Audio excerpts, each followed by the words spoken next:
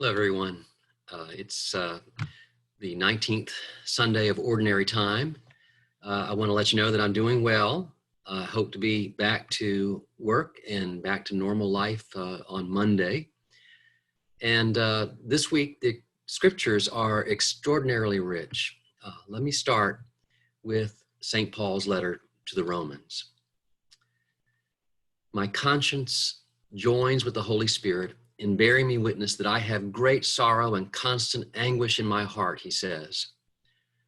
He goes on to speak of how anguished he is because his own people, the Israelites, have not accepted Jesus as the Christ. It's a painful reality that he doesn't understand. God has favored his people with adoption, covenants, the law of the patriarchs. From them, he also believes, has come the Christ, namely Jesus. What we don't hear after this passage is how Paul ultimately says it is a mystery as to why this has happened this way. We will hear it 2 Sundays from now when he says, "Oh, the depth of the riches and wisdom and knowledge of God. How inscrutable are his judgments and how unsearchable his ways." In other words, Paul has to finally just surrender his anguish and put it all in God's hands. For us, we might feel much anguish today with the questions, why is there coronavirus? Why is there sickness at all? There's those who want to lay blame in order to explain it. It's China's fault. It was invented in a laboratory and unleashed on the world in a conspiracy. Perhaps others conclude it's yet another confirmation the world in which we exist is simply absurd. But these questions have been asked for as long as there have been plagues and natural disasters. We do have a natural want for explanations, or we despair that there's any meaning in it. But we're living in these times as Catholic Christians, and therefore we're called to live in these times in faith. There's a storm out there raging as this virus goes unchecked, and we struggle to ride it out in our much too small boats that are constantly in danger of being overcome with infection or economic disaster. If this is the storm that rages around us, what does it look like to ride it out in faith? Here's one little example from my experience. Sister Damian Regalska was the Director of Religious Education at Our Lady of Peace Parish in North Augusta when I arrived there as pastor in the winter of 1996. Regalska, she always kept her the feminine form of her Polish last name because she never married. And she was a Franciscan of Philadelphia, or a Glen Riddle Franciscan also called, although she had grown up in Baltimore. I loved working with her. She brought such a great gentleness, playfulness, and wisdom to working with the children of the parish. But about 2 summers after I arrived, she found herself one day suffering from jaundice. She was taken to the emergency room, and they found that her bile duct was blocked. A tumor was causing the duct to be closed. She underwent immediate surgery, which confirmed the pancreatic cancer that would ultimately take her life. And at the time, they opened up the duct with a stent. When Sister Damian woke up, they told her the bad news. And I think it was particularly bad news for her because she'd always feared cancer. She had seen her mother, I believe it was, who had died a difficult death from cancer that had made its way into her liver.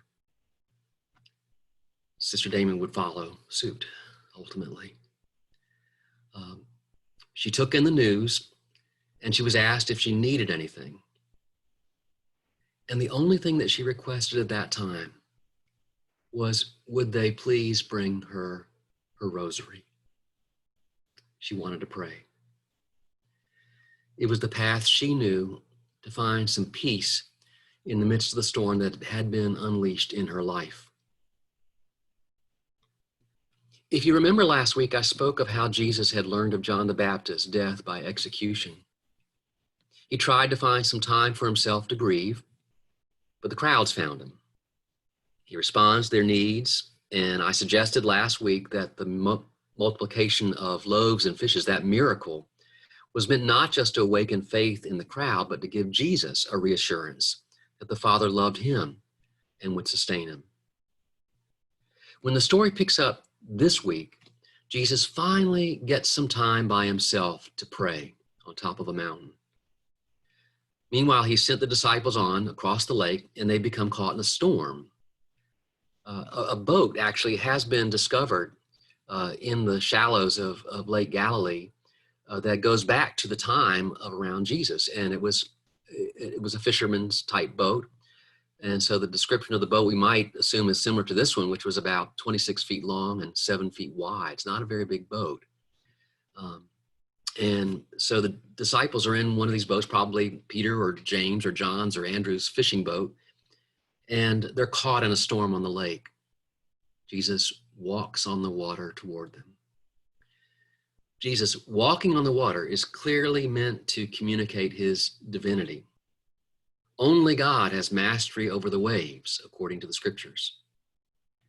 But I wonder if more is not going on here, symbolically at least. He walks through the storm on the turbulent water because he's found peace within himself back on the mountain the evening before. He has mastery over the storm because he has mastered the fear within himself and found peace. Then Matthew adds an important lesson for us who must ride out our storms. The disciples think they're seeing a ghost. It's too incredible to believe that it could be Jesus himself walking on water. But Peter, it's always Peter, impetuous Peter, Peter asks if he can walk on the water to Jesus, and he's able to do so. This has profound implications about the divine life in us as disciples, but that's another homily. Peter loses focus, and he begins to be overcome with fear as he sees the storm and feels the wind more than he sees Jesus. He has the good sense, however, to call out for Jesus. Jesus catches Peter and brings him back to the boat, and the storm becomes calm.